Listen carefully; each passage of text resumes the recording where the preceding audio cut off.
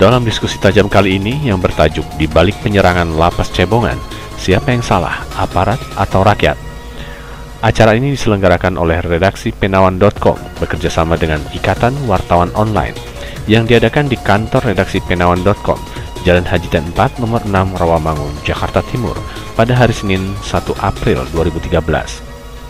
Dengan narasumber anggota Komisi Kepolisian Nasional Hamidah Abdurrahman, Koordinator Lembaga Swadaya Masyarakat Komisi untuk Orang Hilang dan Tindakan Kekerasan atau Kontras Haris Azhar, Komisioner Komnas HAM Dianto Bahriadi, dan pengamat militer Wawan Purwanto. Tragedi penyerangan lembaga pemasyarakatan atau Lapas Kelas 2B Cebongan Sleman, Yogyakarta pada hari Sabtu 23 Maret 2013 lalu dikatakan termasuk dalam serangan teroris lantaran kejadian itu menciptakan rasa takut pada sistem keamanan di Indonesia. Komisioner Komnas HAM Dianto Bahriadi mengatakan aparat kepolisian paling bertanggung jawab di balik penyerangan Lapas Kelas 2B Cebongan Sleman di Yogyakarta yang mengakibatkan tewasnya 4 tahanan.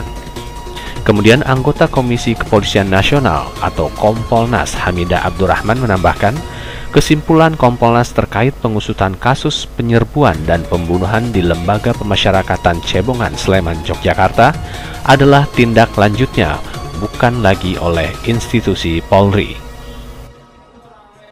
Dan online serta majalah dan radio, terima kasih kami ucapkan polisi dan dari Polsek di sini bersama-sama ingin mendengarkan informasi mungkin. Terima kasih kami ucapkan. Assalamualaikum warahmatullahi wabarakatuh. Untuk bapak-bapak narasumber ada sudah di sini Bang Dianto Bahriadi dari Komisioner Komnas HAM. Terima kasih atas kehadirannya Bang Dianto. Lalu ada Bang Wawan Purwanto dari pengamat militer, tapi bukan teroris, pengamat militer. Lalu ada Bang Haris Azhar. Nanti Bang Haris mungkin agak lebih cepat karena mungkin ada kegiatan lain, tadi sudah bisik-bisik melalui BBM, bisik-bisik gitu. Terima kasih untuk bapak-bapak bersama. Ini adalah acara agenda rutin setiap hari Senin Penawan.com. Hari ini topiknya adalah di balik penyerangan Lembaga Pemasyarakatan Cebongan, siapa yang salah? Aparatnya atau rakyatnya? Kita mulai sembari kita menunggu di jalan, sudah di perjalanan Ibu Hamidah Abdurrahman dari Kompolnas. Beliau ini setengah polisi, setengah swasta. Kita mulai ke Bang Dianto ini. Bang Dianto, kalau di penjara yang berlapis, kemudian ada petugas keamanan bersenjata, ada tahanan polisi dititipkan. Dia bukanlah orang yang sudah jatuh hukuman, kemudian meninggal dunia, entah ditembak atau ditusuk atau digelitik. Yang bertanggung jawab siapa, Bang Dianto? Yang bertanggung jawab siapa? Yang pasti aparat pengelola LP-nya pertama, terus kedua yang nitipnya. Aparat pengelola dan nitip? Yang nitipnya, itu berarti polisian ya? Kepolisian. Kenapa begitu? Karena berarti kepolisian yang menahan tersangka itu nggak bisa menjaga keselamatan tahanan. Walaupun kemudian dia titip di LP, nggak sepenuhnya juga kemudian itu menjadi tanggung jawab LP ya. Nanti saya akan sorotin soal keamanan di LP kita yang begitu lemah sehingga bisa diterobos begitu rupa. Walaupun ini kan yang terobosnya berdasarkan hasil investigasi kita luar biasa ya. Kita bersenjata lengkap, laras panjang, bawa granat, udah kayak perang kota lah. Perang kota ya. Kayak perang kota yang nyerbu ke dalam LP Cebongan ini. Jadi pertanyaannya kembali lagi, siapa yang salah ya? Satu, aparat negara. Aparat negara. Aparat negara, baik yang mengelola LP maupun kepolisian tentu saja. Yang tidak bisa menjaga keselamatan 4 orang tersangka itu yang sebetulnya hak itu dijamin ya, harusnya dia dijamin hak untuk hidupnya, hak untuk berlakuan yang baik, apalagi belum putus segala macam kan perkara hukumnya. Begitu Bang, terima kasih. Bang Haris nih, Bang Haris kalau ada saya yang gedor-gedor LP nih, lalu saya mengaku sebagai petugas, saya tidak perlu sebut polisi atau tentara, saya sebut saya mau ngebon. Ini istilah ngebon kan aneh ini sedikit. Ngebon malam-malam, tidak bawa surat, tidak ada approving dari pimpinan, lantas bisa masuk. Ini siapa yang salah, Bang Haris? Kalau di peristiwa LP Sleman, kalau saya melihatnya ada 3 rangkaian. Ya, kontras melihat 3 ya. Untuk menjawab soal siapa yang salah. Satu, soal peristiwa 23 dini hari. Lalu yang kedua, soal alih tahanan itu Ya. dari Mapolres Sleman ke Polda dan Polda ke LP. Yang ketiga lebih mundur lagi itu peristiwa 19 Maret di Hugos Cafe. Nah, ini ada 3 peristiwa ini yang sebetulnya atau harusnya saling terkait ya dilihatnya. Nah, kalau di peristiwa yang di penyerangan LP satu itu dari berbagai fakta yang sudah muncul, saya pikir mencari 17 orang sebagai pelaku ini penting. Begitu, Bang. Itu satu. Yang kedua adalah perlu menguji juga si sistem LP-nya sendiri. Gitu. Yang kedua itu yang pertama ya. Jadi soal keamanannya LP-nya dan juga soal 17 orang itu. Yang kedua yang harus dilihat adalah atau harus diperiksa oleh tim yang nantinya bekerja adalah informasi yang sudah diakui oleh Kapolda DI Yogyakarta terkait dengan koordinasi-koordinasi itu. Dari berbagai fakta, temuan kontras, Komnas HAM juga saya baca di media seperti itu, lalu juga teman-teman media, saya pikir memang Kapolda sudah mengakui ada pelimpahan atau pengambil alihan tahanan dari Mapolres yang sudah mengidentifikasi dugaan atau potensi adanya hal yang tidak diinginkan. Tetapi kan juga sudah koordinasi. Nah, saya pikir penting untuk membongkar koordinasi, komunikasi, dan informasi di antara Kapolda, Pangdam, atau komandan-komandan militer yang ada di teritori tersebut. Dan yang ketiga, saya juga mau bertanya, kira-kira Sultan dikasih kabar nggak soal kerawanan ini sebagai Gubernur DI Yogyakarta? Jadi penting kiranya Sultan juga bicara jika memang ada laporan-laporan yang masuk tentang kerawanan. Saya menduga, mengamati dan melihat beberapa temuan pernyataan di lapangan, misalnya yang muncul di media sebelum 19 maupun sudah 19 sebelum peristiwa di LP Cebongan itu memang sepertinya kasus di Hugos Cafe itu menarik perhatian banyak pihak. Gitu. Salah satunya adalah sentimen terhadap situasi di OVU yang khawatir terulang. Jadi menurut saya selama 3 hari sebelum ke 23 Maret itu kayaknya ada banyak komunikasi yang harus dibongkar. Tapi saya menarik 2 pucuknya saja, yaitu Kapolda dan Pangdam. Sampai titik di jam 11 malam ketika Sukamto mengakui bahwa masih ada komunikasi hingga jam 11 malam 22 Maret, hari Jumat malam itu ya, menjelang tengah hari, itu masih ada komunikasi. Tiba-tiba dalam 1,5 jam ada satu operasi yang menurut saya apakah menggunakan informasi yang muncul selama 3 hari itu, atau memang ada satu operasi khusus yang memang langsung kebetulan memanfaatkan situasi yang buruk tadi. Nah, yang ketiga menurut saya soal di Hugos Cafe. Di Hugos Cafe itu sebelum peristiwa 19 Maret itu ada 2 peristiwa lain.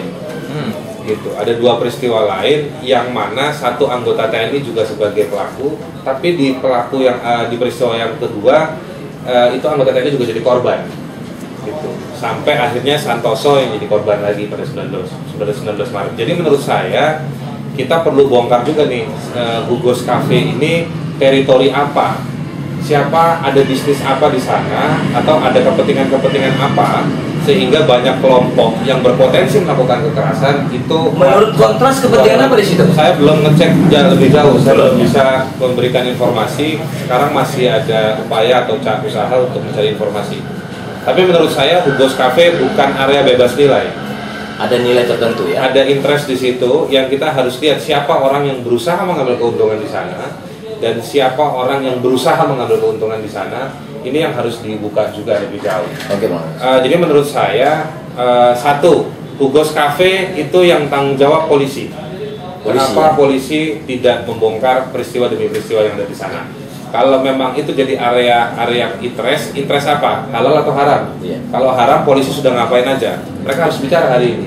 Harusnya. Nanti mudah-mudahan Ibu Hamidah bisa menjelaskan apakah sudah mendesak polisi, sudah mengecek polisi kerjanya apa aja untuk yang Hugos Cafe. Yang kedua menurut saya yang harus dimintakan pertanggungjawaban atau informasinya para pimpinan dari polisi maupun TNI yang ada di teritori sana. Pangdam dan Polda harus dimintakan keterangannya segamblang-gamblangnya, sejujur-jujurnya. Yang kedua, soal penyerangan menurut saya yang patut dimintakan pertanggungjawaban harus dicari pelakunya. Yang kedua, LP juga bisa dimintakan pertanggungjawaban. Menteri Hukum ya? Menteri Hukum dan HAM. Jadi nggak sekedar hanya datang, tapi hari ini proteksi mereka terhadap para sipir yang bertugas di sana apa? Kok dia ini nggak datang sih itu? Nggak dapat tiket, nggak dapat tiket ya. Oke, mungkin saya nggak tahu. Nah, jadi menurut saya begini, kalau tadi Anda bertanya soal siapa yang bertanggung jawab, kalau ada tim sekarang, tim KSAD, yang tim TNI AD yang disebutkan oleh KSAD, lalu ada tim Komnas HAM, lalu ada tim polisi yang sudah dari detik pertama sudah turun di lapangan, dan juga tim Kompolnas yang saya dengar, mudah-mudahan nanti kita bisa klarifikasi ke Bu Hamidah. Saya khawatir ini nanti akan jadi kompetisi mengambil barang bukti, berebut barang bukti. Kalau misalnya betul ada dugaan anggota TNI yang terlibat, saya pikir tim AD, tim TNI AD diuntungkan karena dia sudah ada di dalam untuk misalnya mengelola kesaksian-kesaksian itu. Yang kedua, polisi yang memang punya mandat di soal pidana seperti ini, biar bagaimanapun juga dia tidak ahistoris kalau memang ada dugaan TNI yang melakukan serangan terhadap LP Sleman. Oleh karenanya, karena tidak ahistoris, jadi apa yang dimaksud dengan tidak ahistoris? Ada kontestasi antara polisi dengan TNI. Nah, kalau polisi maju sendiri, itu juga akan memunculkan satu antagonisme dan protagonisme dari polisi maupun TNI, tergantung situasinya siapa yang antagonis, siapa yang protagonis begitu. Oke, Pak Haris. Jadi menurut saya sebaiknya memang harus ada tim yang bisa mengkoordinasikan itu semua. Tim-tim yang ada ya. Oke. Ini untuk Bang Wawan nih, yang pengamat dan ahlinya nih. Sebenarnya Bang Wawan, keberanian luar biasa menyerang walau itu puluhan orang, pasti ada triggernya. Sampai berani menyerbu tempat isinya ribuan orang. Apa penyebabnya itu? Ya, kalau saya dendam itu kan. Dendam ya? Salah satu motivasi yang ada di balik ini ya. Dan korbannya kan luar biasa, patah-patahin tangannya. Ada yang artinya ini kasus lama dong? Ya, soal lama atau enggak, tapi kan peristiwa sebelumnya kan kita mesti runut itu ya. Artinya kontras sejak tadi itu Bang Wawan ya? Dan ini kan soal pembuktian saja. Yang penting kita kan berangkat dari TKP. Kita nggak bisa lepas dari TKP kan. Iya. Kalau kita temuan-temuan yang ada itu tampaklah bahwa ada unsur dendam. Kemudian dia menguasai situasi gitu. Dia tahu titik lemah di mana jam tengah malam itu kan paling sedikit untuk menjaganya, paling sedikit. Kemudian untuk escape kan cepat gitu ya, karena tidak crowded lalu lintas. Kemudian titik pinpointnya jelas, dan dia mencoba mengelabui penjaga portal, itu kan jelas ya. Ini ada 4 orang yang tidak tertutup mukanya. Kan sebetulnya kalau tidak tertutup mukanya ini kan tetap kita ingin ada sketsa wajah supaya cepat gitu ya. Sketsa wajah ini nggak usah lama-lama, nanti malah makin orang memunculkan spekulasi yang enggak gitu. Kita tidak menuduh kesatuan mana ataupun enggak, kita berangkat dari TKP saja. Lalu nanti toh ini sudah perintah presiden ya, untuk mengungkap semuanya itu ya. Presiden juga sudah memerintahkan ke Panglima TNI, dan Panglima TNI sudah memerintahkan KSAD, dan KSAD sudah membentuk tim, dari Polri juga membentuk tim, Komnas HAM juga membentuk tim, dari Kontras juga membentuk tim. Bagi saya ini leading sektornya yang penting.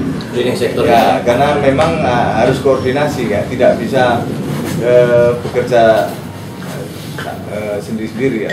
Harus kerjasama, bukan sama-sama bekerja. Kalau sama-sama bekerja nanti nggak ketemu kan gitu. Join-joinan. Nah, kita ingin ada sinergitas itu, karena ini ditunggu. Saya sendiri juga ditanya sama negara-negara luar. Ini Mas Wawan gimana ini kok masalah gini nggak kelar?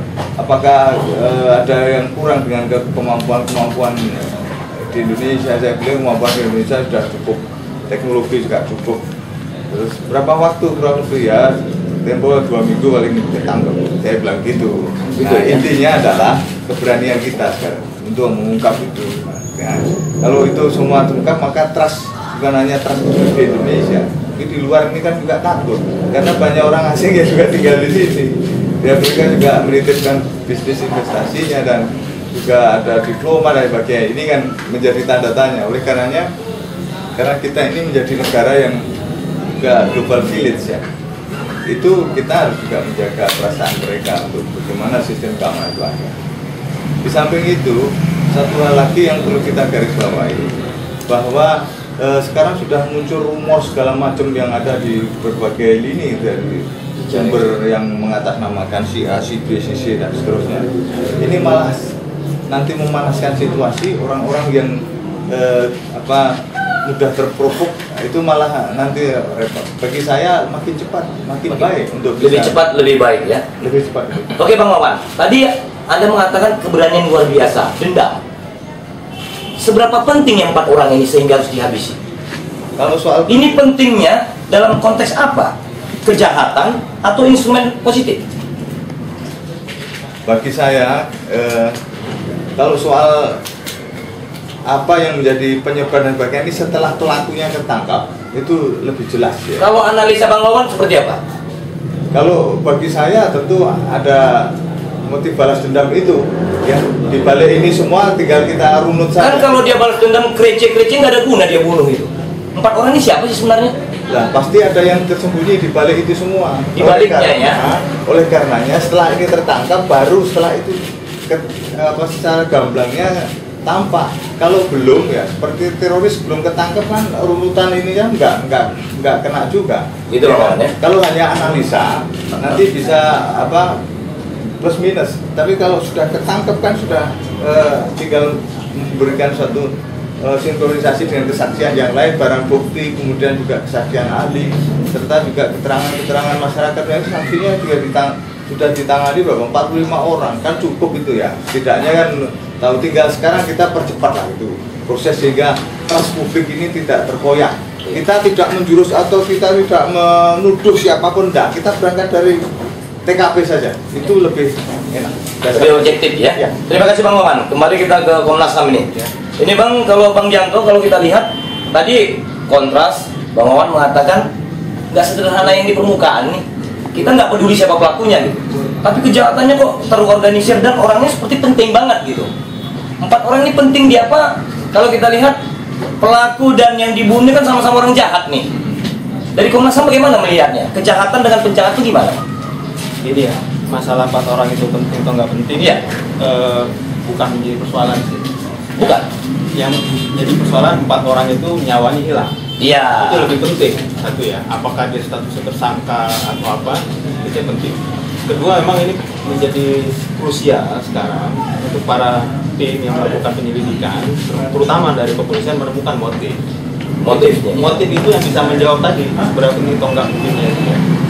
Itu yang pertama. Yang kedua, hilangnya nyawa 4 orang ini dilakukan dengan secara sistematis dalam waktu yang sangat pendek, terencana ya. Jadi dari siang itu masih ada koordinasi untuk pemindahan, sampai pemindahan setengah malam itu waktunya pendek gitu. Penyerbunya sudah begitu bisa tahu ada di LP Cebongan, begini melakukan penyerbuan bla bla bla begitu. Terus kemudian melakukan tindakan-tindakan kekerasan termasuk ke pegawai lapas, petugas lapas di situ juga mengalami penganiayaan gitu, mereka hasil investigasi kita, dan kemudian terjadi penembakan di tempat. Itu menunjukkan penyerangnya memang bekerja secara sistematis dan terencana dalam waktu yang sangat pendek. Sudah sangat siap, artinya motifnya tebal sekali dia, dan ini harus ditemukan. Tapi di balik itu, yang penting buat kita sekarang adalah ini menunjukkan ada persoalan serius dalam soal penanganan keamanan ini. Persoalan Penanganan keamanan. Kedua juga persoalan serius dalam menciptakan rasa aman di masyarakat.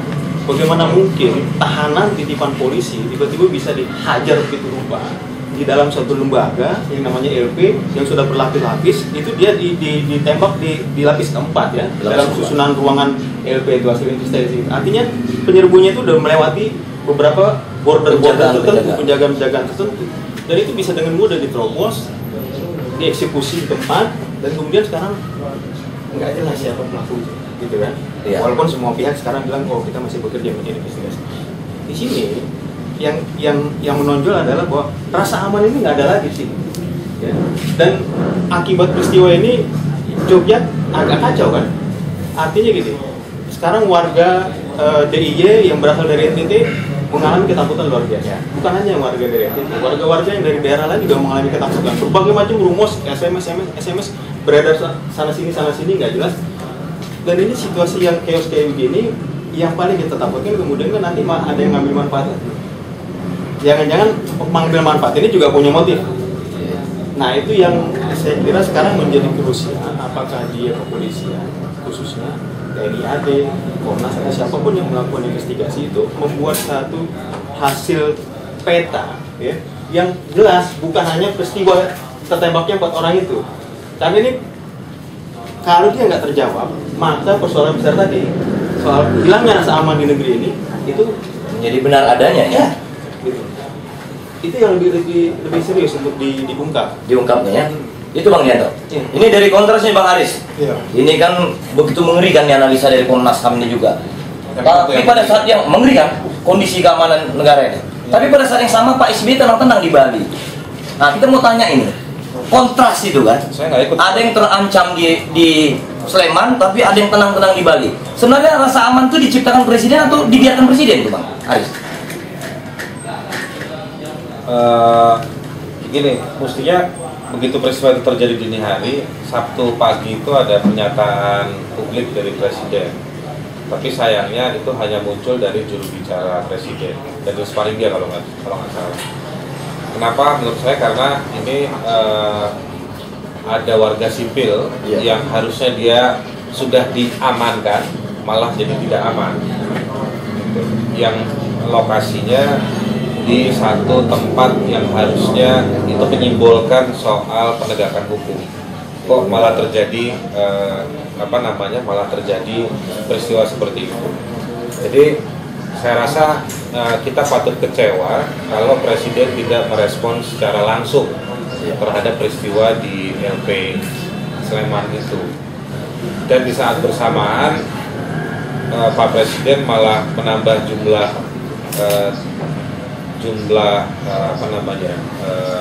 jabatan ya. Wow.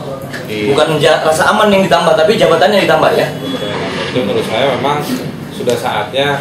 Ini udah hari Senin, sudah hampir 10 hari. Marilah Presiden supaya fokus urus ini. Karena kalau dilihat dari peristiwanya, ini cukup mengerikan. Ini teror terhadap publik ya. Menurut saya, ini ancaman serius terhadap rasa aman kita. Rasa aman itu hak asasi, dijamin di konstitusi kita dan dijamin di berbagai undang-undang. Dan ada banyak unit dalam pemerintahan yang memang ditugaskan melindungi soal rasa aman. Jadi menurut saya, yang kedua saya mau sampaikan terkait dengan pertanyaan Anda. Saya pikir peristiwa di Sleman itu adalah puncak dari hilangnya atau puncak dari akumulasi hilangnya rasa aman di berbagai tempat. Tadinya ada orang yang baik-baik saja di pinggir jalan bisa dikorban rekayasa. Tadinya ada orang yang punya sebidang tanah, tapi karena ada ekspansi bisnis, tanahnya hilang, kenyamanan dia jadi hilang. Ada banyak perampasan hak yang terjadi tiap hari.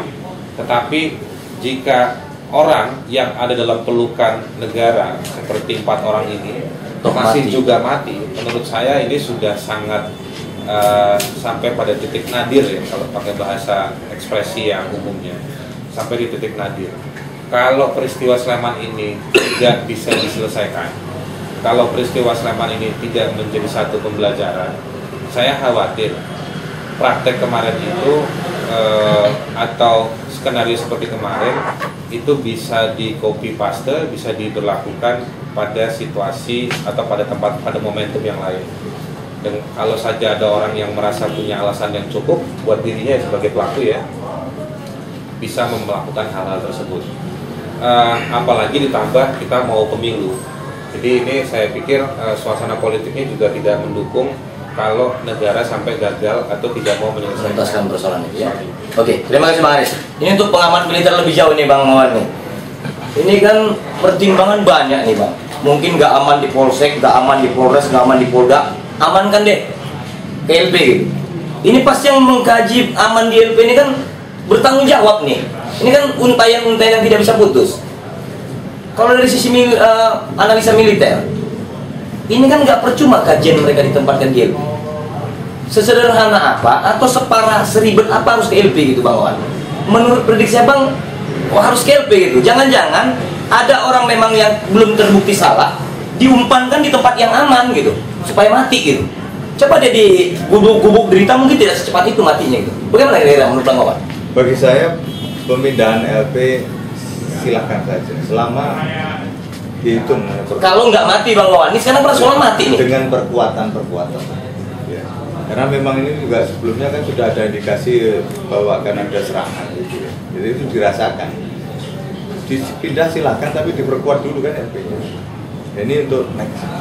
Dan saya tidak ingin ada suatu perulangan karena nanti repot lagi gitu, kalau terjadi untuk 2 kalinya gitu. Artinya kita tidak bisa melakukan perkiraan tidak ada. Itu malah lebih ribet lagi. Jadi kalau forecastingnya, kalau kita melihat bahwa akan ada serangan, memang sudah ada gerakan-gerakan ke arah situ, dan itu sudah tampak dari sejak awal ribetnya persoalan. Hanya sekarang ini memang permintaan untuk penguatan kan terlambat diberikan, meskipun katanya ada penguatan dari pasukan yang tidak kelihatan gitu. Jin kali itu. Kelihatan ini kan pasukan jin gitu ya. Intelijen atau apa, tapi jelas pada saat diserang itu tidak ada yang menghalangi. Dan di situ ada senjata sebetulnya. Ya, Bang Wawan, artinya menempatkan 4 orang ini ke tempat aman tapi nggak mati. Ini strategi apa sih ini gitu? Itu strategi apa itu Bang Wawan? Nah, kalau yang tahu strategi apa tentu yang memindahkan. Analisanya Bang Wawan gimana? Bagi saya ini sudah ada tahu bakal ada peristiwa besar sehingga risiko itu dilimpahkan ke tempat lain, bisa jadi menjadi seperti itu. Dan pada waktu itu Kapolda juga menyampaikan orang yang ditelepon dari pihak LP ini belum sampai lapor ke ruangannya karena ditahan oleh salah satu. Maksud kita begini Bang Wawan, kalau dia tetap di Polres, yang diserbu kan Polres nih, kenapa nggak itu dilakukan gitu Bang Wawan? Kurang lebih demikian. Nah, kenapa nggak begitu? Ada analisa apa kira-kira Bang Wawan? Bagi saya kan kita belajar dari peristiwa Oh, takut itu ya? Salah satunya. Tapi berarti penyerangnya kemungkinan itu dong Bang Wawan? Nah, kita kalau soal kemungkinan, kita kembali ke TKP saja. Ini kan sedang berjalan. Dan KSAD menyatakan ada indikasi-indikasi mengenai keterlibatan oknum misalnya. Nah ini tinggal kita ungkap saja. Oknumnya itu siapa, sejauh mana keterlibatannya, kalau misalnya senjatanya diambil dari mana, gitu. Dari kaliber 762 itu diambil dari mana atau juga ada gitu ya. Iya, dari sinilah yang kita kalau misalnya soal motif dan sebagainya setelah tertangkap kan lebih enak itu gitu kan. Tapi sekarang ini kan semuanya sedang berproses menuju kita berpacu dengan waktu karena ini menyangkut masalah kredibilitas negara ya. Nah tapi kalau kita ingin membiarkan ini, saya malah tidak merekomendasi untuk malah panjang lebar nanti. Tapi kalau ingin cepat, tuntas, selesai, jelas, sudah habis itu kita evaluasi bersama. Karena memang di balik ini semua kan ada masalah yang gunung es itu ya. Masalah gunung es. Saya tidak tampak, kita selesaikan. Kita tidak alergi dengan masalah. Oke Bang Wawan, karena kondisi agak panas, suasana kita asik tidak hidup Bang Aris. Buka baju. Jangan buka baju, nanti kekerasan itu. Ini terakhir untuk Bang Dianto ini. Ini Komnas HAM jangan juga kayak militer ataupun kayak polisi ngulur-ngulur gitu kan. Ini tas tuntas gampang, kontras dan Bang Wawan saja bisa analisa gitu. Kan tadi pertanyaan jebakannya hanya satu, kok harus ke LP tidak di Polres? Takut yang nyerangnya kan kesatuan lain kan gitu nih. Tidak seperti di OKU. Komnas HAM, kemungkinan konklusinya seperti apa? Jangan mudah mati dong rakyat di tangan negara kan begitu. Apa konklusi pada SBY sampai atau hanya di kelompok Dini Indrayana atau di Polsek? Jangan-jangan begitu. Silakan Bang. Ini terakhir ini untuk teman-teman sebelum kawan-kawan nanti pertanyaan berikutnya doorstop dan lain-lain. Konklusi mengenai peristiwanya kan masih di dalam penyidikan gitu ya. Tapi yang konklusi bisa kita ambil sekarang itu adalah ada banyak hal yang memang harus diungkap. Satu, motif tadi. Kedua, pemindahan itu sendiri itu adalah hasil koordinasi diskusi antara petinggi militer dan petinggi kepolisian. Diputuskanlah dibawa ke LP. Putusan pindah ke LP saja itu jadi pertanyaan yang harus dicari ya, oleh pihak-pihak yang melakukan investigasi. yang terpenting sebetulnya itu yang harus dievaluasi kemudian adalah bagaimana mungkin 4 orang yang tadi disebut oleh kawan Haris ada di dalam pelukan negara di bawah perlindungan kepolisian itu bisa mati begitu saja ya dieksekusi di satu tempat yang harusnya aman. Di situ berarti ada persoalan yang sebagai yang bisa kita simpulkan pengamanan LP itu juga menjadi pertanyaan. Walaupun di dalam peristiwa ini hasil investigasi kita mengatakan juga bahwa LP bisa jadi juga jadi korban, pakai tanda kutip, ya. Dikorbankan ya. Untuk menjadi tempat eksekusi. Kembali persoalannya hasil investigasi yang bisa menjawab itu. Tapi ada indikasi-indikasi ke arah sana juga kan. Itu sudah terlihat ya kepala LP-nya udah dari mulai siang dia gelisah kan dengan rencana pemilihan itu udah telepon Kapolda, udah telepon Polres minta bantuan pengamanan dan seterusnya. Sampai terjadi peristiwa tengah malam. Tidak ada bantuan pengamanan itu kan. Artinya indikasi-indikasi bahwa dia gelisah dan segala macam itu sudah ini. Indikasi-indikasi bahwa dia merasa akan menjadi korban sudah bisa kelihatan. Bahwa dikorbankan udah terasa ya. Follow up kan di dalam investigasi ini kemudian harusnya. Kemudian juga petugas-petugas LP itu mau menjadi korban kekerasan dari para penyerbu ini. Mereka mengalami penganiayaan. Hasil investigasi kita mengatakan sejumlah petugas lapas itu mengalami tindak-tindak kekerasan yang dilakukan oleh para penyerbu itu. Ketika mereka mau dan tanda kutip tadi mempertahankan teritori ini atau tugas yang menjalani tugas yang mengamankan 4 orang ini. Itu yang juga harus dijawab gitu. Dan secara umum tapi memang juga kita perlu mempersoalkan pengamanan di LP kita lemah. Kasus ini menunjukkan sangat lemah. Misalnya di dalam kurun waktu 2 jam untuk peristiwa penyerangan itu, masa LP tidak bisa ngasih sinyal begitu ya? Ngasih sinyal apakah ke kepolisian atau ke TNI SOS gitu kan? Kalau kapal itu kan ada tombolnya SOS, ini nggak ada nih. Satu. Terus kedua CCTV ya. CCTV servernya kan dihancurkan ini, diambil, direbut oleh para penyerbunya, beberapa TV diambil, CCTV-nya dihancurkan, dan ternyata CCTV yang ada di LP Cibongan itu dia nggak connect ke sistem yang disebut dengan sentral. Online atau sentral gitu. Artinya jadi nggak ada rekodnya, nggak ada rekamannya di Jakarta.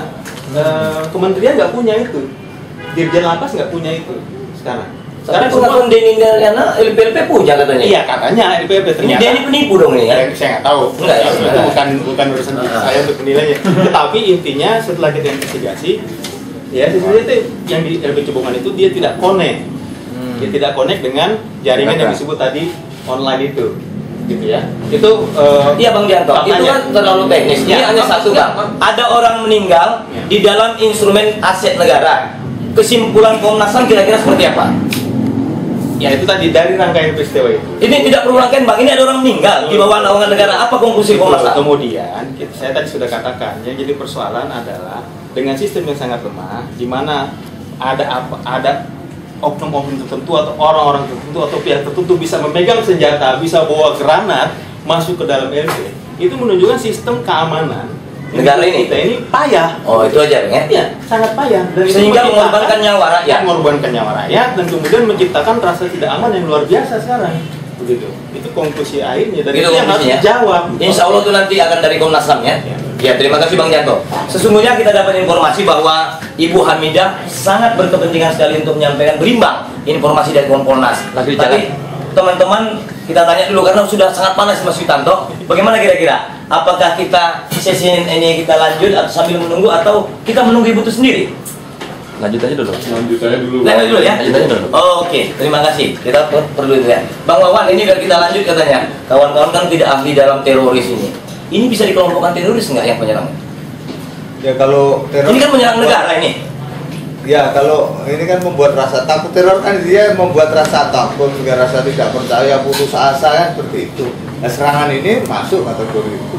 Masuk teroris ya? Masuk kategori teror. Jadi serangan itu jelas. Harusnya ada Densus 88 di situ kemarin ya? Kemarin Densus juga ada itu. Densus juga. Tapi terorisnya udah lari gitu Mas. Tapi di dalam kasusnya memang agak aneh. Ah gimana Mas? Kalau teroris yang beneran teroris yang mereka kejar-kejar kayak di Poso itu cepat sekali kan? Cepat dapat ya? Cepat dapat, langsung dieksekusi di tempat, makan gitu. Tapi yang ini ya udah seminggu lebih ini kan? Nggak dapat. Nggak ada indikasi polisi punya kesimpulan itu juga. Nah, kalau yang kemarin itu menurut saya kalau dibilang menciptakan teror iya, tapi apakah teroris? Apakah di atas teroris nih jangan bin atau polisi punya data bahwa teroris punya senjata laras panjang? Apakah misalnya teroris diketahui punya granat seperti pernyataan Komnas HAM? Iya. Jadi menurut saya orang dan tindakan dua hal yang berbeda. Jadi mungkin ini menciptakan rasa aman yang hilang. Jadi menurut Bang Haris ada kaitan mau nakut-nakuti presiden pada saat di Bali, ada nggak kaitannya mungkin? Saya nggak tahu, tapi kalau motif yang paling gampang tadi Pak Wawan juga sudah menyebutkan bahwa ini balas dendam. Gitu. Kenapa balas dendam? Karena yang jadi target adalah 4 orang. Padahal ada 360 tahanan atau orang yang di penjara. Ada 11 orang yang dipindahkan pada pagi hari yang sama, jam 11 hari Jumat, tapi hanya 4 orang. Dan itu dikenali oleh mereka ya? Indikasinya adalah dengan cara filterisasi. Ketika mereka masuk, cari mana yang namanya si 4 orang itu. Dan ketika tanya ke sipir, juga sipirnya diminta sampai dipukulin dulu, diancam ngebom untuk minta menunjukkan mana yang 4 orang. Jadi memang sangat spesifik sekali. Gitu. Jadi mereka masuk ke dalam itu tahu yang dicari hanya 4 orang dan CCTV. Mereka sudah paham dengan itu ya. Artinya ini terlatih sekali ya. Iya. Tapi kok ragu-ragu negara mengakui ini Bang? Iya. Kenapa sih ngaku? Emang iya ini ada yang brengsek pasukan saya gitu. Kenapa nggak mudah gitu nggak? Iya, soal ragu-ragu nggak ragu-ragu ini kan keputusan panglimanya ya. Artinya panglimanya ragu-ragu gitu? Saya kok masih kembali pengen lihat sebetulnya kepentingan apa ya. Kepentingan apa? Beberapa indikasi sudah bisa kelihatan ya. Penyerang dengan bersenjata lengkap, dengan membawa granat ke dalam dan segala macam itu bisa lah ada beberapa indikasi-indikasi kita katakan memang mereka orang yang terlatih. Kenapa misalnya Kopassus itu waktu kita panggil untuk mintakan keterangan, mereka bilang kami harus koordinasi dulu dengan Mabes Oke, kalau memang begitu aturannya. Tetapi di situ menunjukkan kayaknya nih baik TNI maupun kepolisian masih mau hitung-hitung kanan kiri dulu, rapatkan barisan mau kasih jawaban apa, gitu loh. Karena memang ada koordinasi kan di antara dua pihak ini sebelum 4 orang itu dibawa ke lapas. Jadi ini rangkaian peristiwa yang mau tidak mau melibatkan mereka, mau tidak mau, dan pengertian langsung tidak langsung, dan itu yang harus diklarifikasi oleh para pimpinan dari TNI maupun dari kepolisian. Kalau mereka sekarang belum mau, mungkin masih hitung-hitung kanan kiri gitu ya. Tapi ini persoalan serius lagi kalau mereka tidak segera memberikan jawaban, tidak mengklarifikasi, tidak memperlihatkan hasil investigasi yang baik, maka itu menunjukkan bahwa memang kompetensinya mereka perlu dipertanyakan, terutama kepolisian dalam hal ini. Gitu Bang ya. Bang Wawan, hanya karena 17 orang, maukah presiden reputasinya rusak soal keamanan negara? Kira-kira gimana Bang? Presiden sudah memerintahkan untuk segera di. Kan beda perintah lisan dengan nggak diperintah tuh, kayaknya negara ini rada bingung tuh. Sudah. Itu kan dari analisa Bang, SBY mempertahankan namanya nggak sih? Saya kira itu akan dilakukan cepat, dan Presiden minta laporan kemajuan itu. Abang yakin dengan itu? Yakin. Dan ini memang menjadi perhatian khusus, dan menurut saya akan diminta bertanggung jawab secara sinergis terhadap semua lembaga yang turun. Karena terus terang saja yang bertanya bukan hanya 1-2 negara, yang lain banyak negara. Dan itu kita tidak ingin reputasi kita hancur hanya karena persoalan ini. Kan 240 juta orang hanya karena 17 orang ya. Saya kira itu tidak penting. Sehingga kita ingin objektivitas, dan kita ingin juga membangun jiwa kesatria dari semua pihak ini. Supaya masih ada jiwa kesatria itu Bang? Ini kan lempar-lemparan nih semua. Kopassus diam, polisi bagaimana, Komnas HAM aja yang kita anggap independen masih ragu-ragu memberikan, tadi kan masih mencoba memperpelit itu. Kita ingin dorong supaya jiwa kesatria itu. Abang yakin ya? Saya harus dorong itu. Sebab kalau tidak, maka ini akan berlanjut. Karena di tahun 80 pernah kejadian diserang satu wilayah polsek, berapa puluh meninggal, enggak sampai sekarang enggak ketahuan rimbanya. Apakah ingin berulang lagi? Ini kan kita berangkat dari situ. Nanti kalau misalnya ini terjadi pembiaran, kan ada pasal biomicid kan repot itu nanti kan statuta internasional. Kita tidak ingin seperti itu. Dan KSAD sudah berjanji yang salah akan ditindak, yang tidak salah akan dibela. Nah, ini yang tentu banyak masyarakat menunggu. Kita menunggu, tapi kita juga dikejar waktu. Dan pihak KSAD sendiri menyatakan awasi kami, semua pihak awasi. dorong termasuk wartawan ini datanglah untuk juga memberikan pertanyaan-pertanyaan dan input-input. Saya kira dengan dorongan seperti itu kan nanti setidaknya ada sesuatu yang dihutang ini, hutang dia harus dibayar, hutang ini tetap harus dikejar. Jadi tidak boleh diam. Kita memang tidak boleh diam. Dan diam itu kan lupa hukumnya wajib katanya. Nunggu orang lupa kan gitu. Masyarakat kita ini penyakitnya kan cepat lupa. Terima kasih Bang Wan. Kalau Kontras gimana? Masih percaya nggak ini? Ini terakhir Bang Aris sebelum berangkat pulang. Mau pamit dulu nih. Habis ini ya, itu Bang Aris ya. Masih percaya nggak bahwa SBY mau menuntaskan ini? Jangan-jangan mau nggak mau gitu? Ada dua kemungkinan. Apa kemungkinan itu Bang? Dia mau tapi dia tahu bahwa susah mengendalikan organ atau instrumen di bawah dia untuk bisa bekerja. Terbukti sampai hari ini dia tidak bisa mengontrol masing-masing institusi mau jalan sendiri. Harusnya kalau memang harusnya pembisik, penasehat atau tim ahli presiden di bidang hukum sudah ngerti bahwa ini ada domain-domain, misalnya Komnas HAM domain soal pelanggaran HAM yang beratnya, pelanggaran HAM-nya, polisi soal pidana umumnya, tentara soal internalnya. Harusnya sejak awal presiden itu jangan hanya bicara soal harus segera dituntaskan. Kalau dituntaskan saya pikir anak semester 1 Fakultas Hukum juga mengerti. Ya. Tapi yang penting dilakukan adalah bagaimana memerintahkan rencana dalam 3 hari, 7 hari, sebulan terhadap kasus ini. Kalau dia tahu bahwa ada banyak pihak yang merasa punya domain atau wilayah kerja terhadap kasus LP Sleman dan sebelumnya, harusnya disinergikan. Harusnya disinergikan. Ini menurut saya itulah pentingnya presiden ke depan dalam mengawal kasus ini. Lebih jauh saya mengusulkan presiden bisa membentuk tim koordinasi, tim independen gitu ya dari presiden yang mengkoordinasikan antara kemampuannya TNI AD, polisi, Komnas HAM, Kompolnas atau siapapun yang mau bikin di dalam kerja bersama pembagian tugas. Ke dalam misalnya TNI AD yang mengerti nanti mereka yang kerja didampingi oleh siapa. Untuk olah TKP, penyelidikan dan lain-lain, penyidikan biarkan polisi yang bekerja.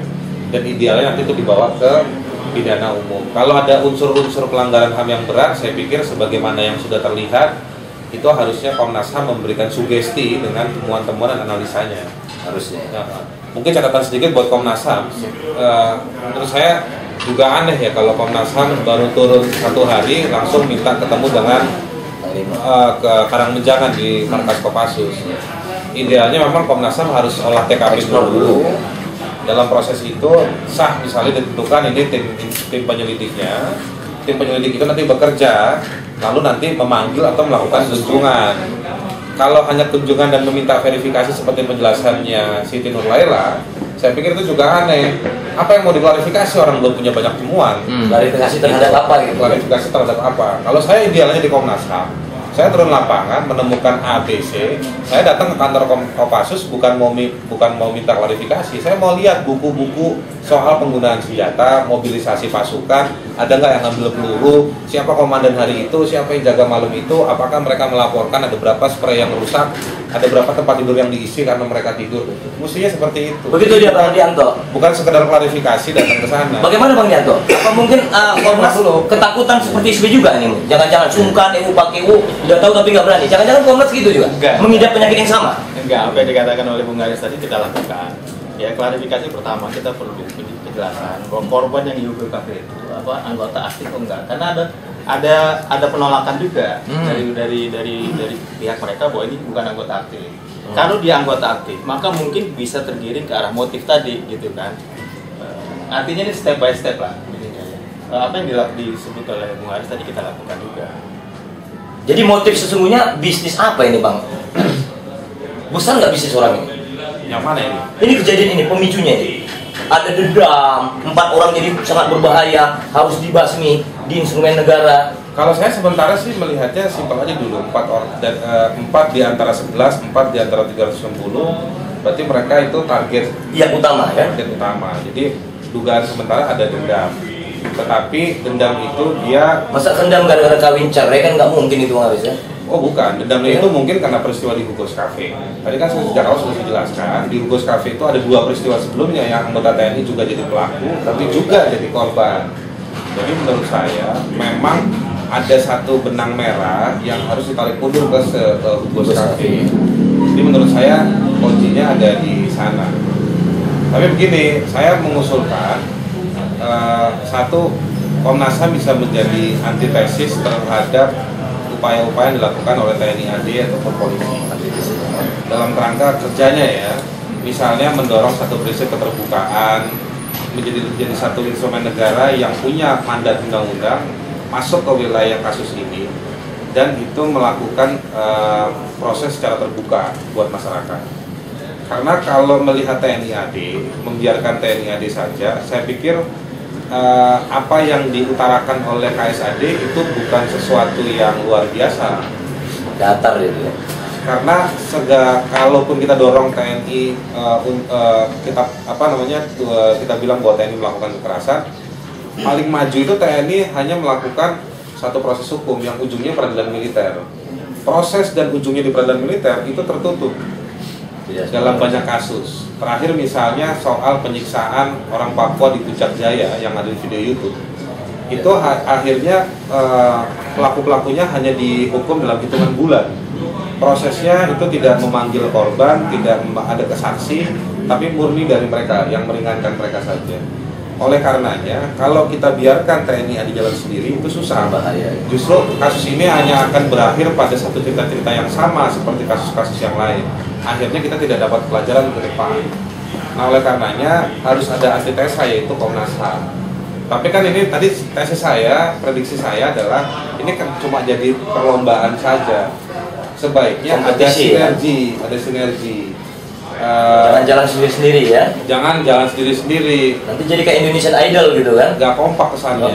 Iya. Jadi sekali lagi, terakhir yang saya mau bilang terima kasih, saya mau pamit dulu. Terima kasih Bang.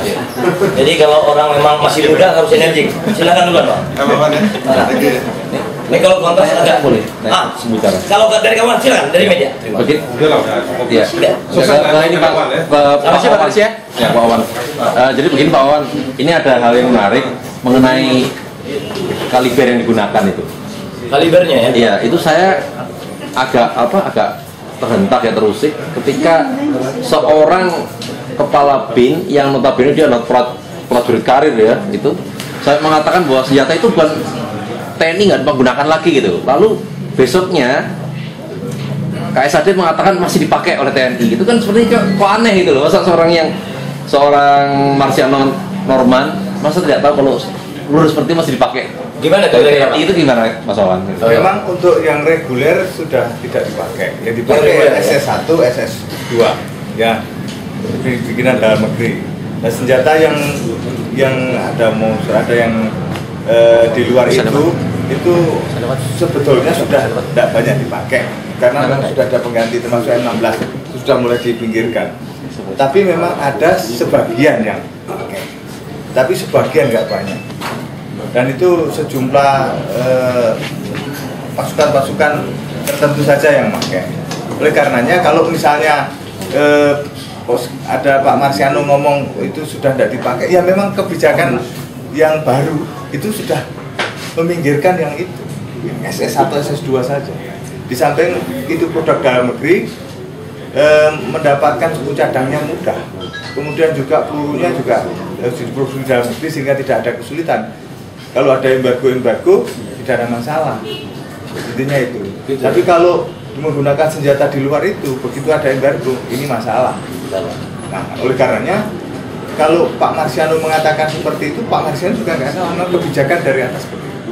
Oke Bang Wawan, kita nggak usah malu-malu lah ini kan, ini mengkerucut nih sebenarnya. Komnas, Kontras, pihak analisa militer juga. Sesungguhnya pelakunya ini militer atau bukan sih gitu Bang Wawan?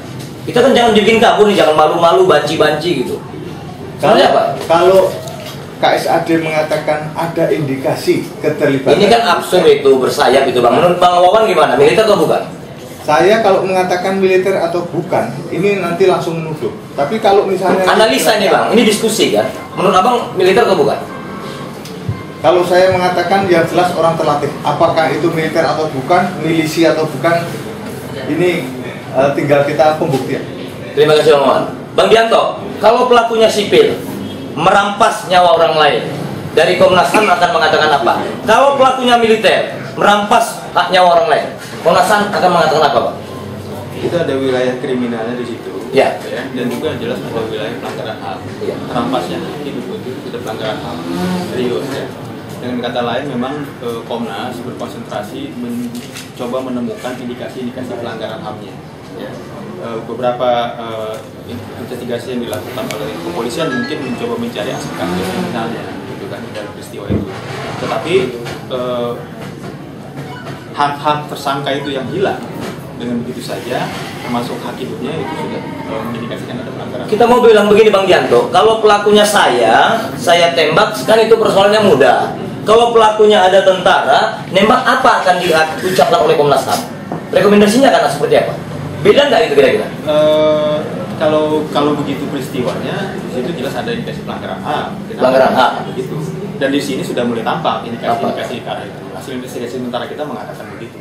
Apalagi dia kan tewas di dalam penjara, lindungan ya, di dalam institusi negara, di bawah lindungan kepolisian, di dalam LP. Artinya di situ negara biar bagaimanapun dia terlibat gitu di dalam proses hilangnya nyawa 4 orang itu.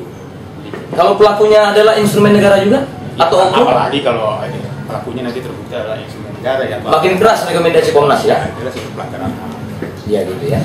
Lihat ada kematian tahanan titipan yang lagi diperiksa polisi, dibunuh tuh di LP. Bagaimana pandangan Kompolnas? Yang salah polisi, orang LP atau pembunuhnya? Ya, yang pertama saya ingin menyampaikan dulu tentang batasan kewenangan Kompolnas. Jadi memang Kompolnas ini memiliki keterbatasan kewenangan.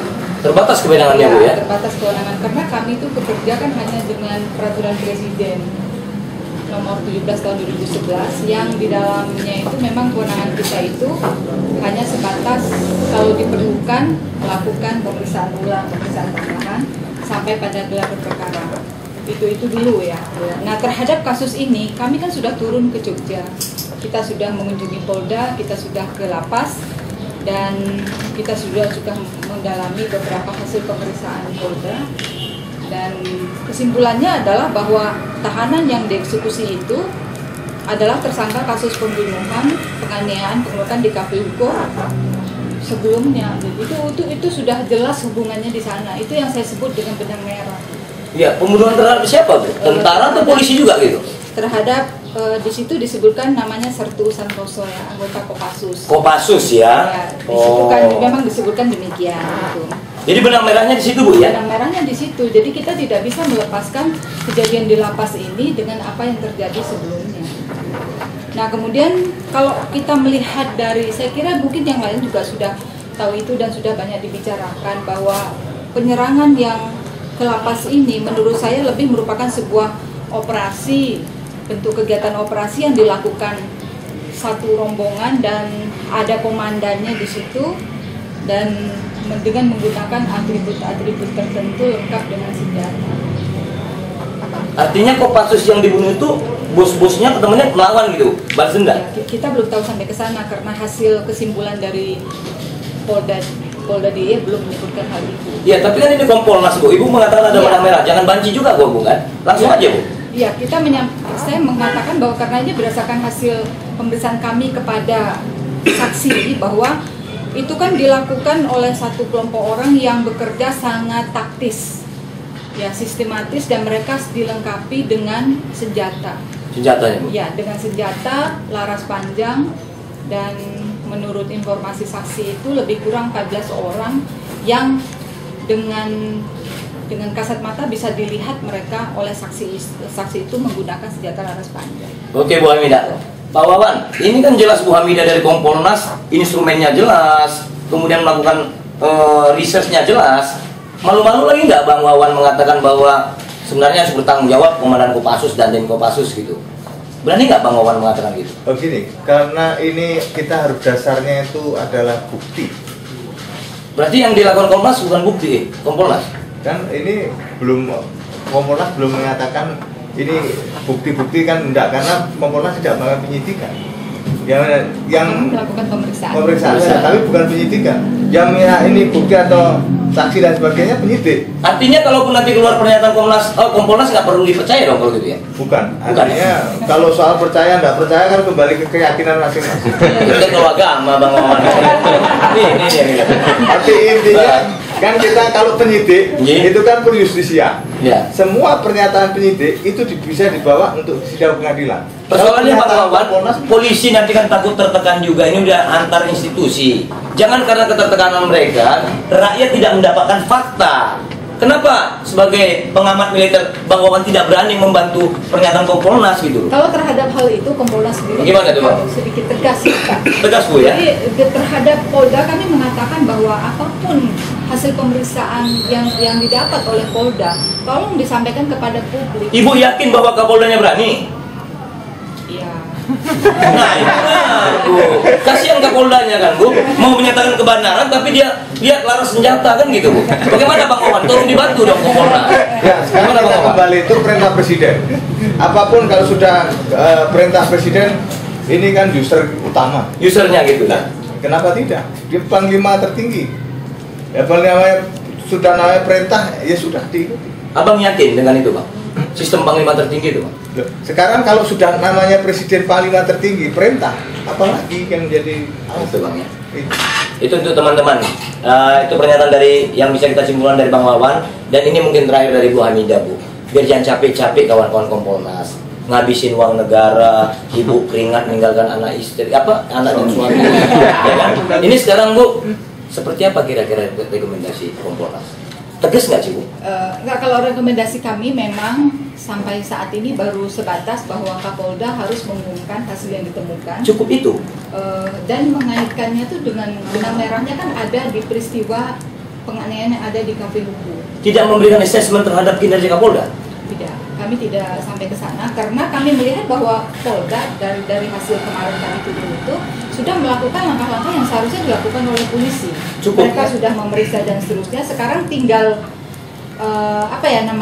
klimaksnya itu bahwa Polda harus mengumumkan kepada masyarakat temuan mereka, bahwa temuan mereka kasus ini berkaitan dengan kasus Cafe Hugo dan ada beberapa saksi yang bisa ditampilkan untuk menyampaikan hal tersebut. Artinya Bu, kesimpulan Kompolnas, aparat kepolisian tidak bersalah karena sudah maksimal Bu ya. Yang salah penyerbunya nih Bu ya. Oh ya, kalau itu jelas. Jelas Bu ya. Jelas ya, karena yang melakukan penyerangan itu kan adalah kelompok tertentu. Polisi di sini sudah mengusut, sudah memeriksa saksi, kemudian juga sudah mencoba untuk membuat simulasi ya, simulasi bagaimana kejadian, bukan simulasi, sorry, konstruksi, bukan konstruksi bagaimana kejadian itu terjadi. Dan permasalahannya memang adalah sampai saat ini kita belum menemukan siapakah dia, itu persoalannya. Itu Bu ya. Bu Hamidah, kita dengarkan dari Bang Dianto dari Komnas HAM. Dari sisi hak asasi manusia, punya lembaga namanya Kompolnas, hanya gitu rekomendasi bagaimana kira-kira? Ini Bang Dianto harus jawab nih Bang. Iya, nggak posisi Komnas juga untuk melihat lembaga lain. Enggak, bukan menilai, tapi rekomendasi itu dia berkaitan dengan HAM gitu. Bu Hamidah sudah mengatakan apa menjadi fungsi dari Komnas. Concernnya Komnas adalah tugas-tugas kepolisian yang seharusnya melindungi tersangka itu, walaupun dia itu terbukti dikatakan tadi udah dilindungi maksimal loh.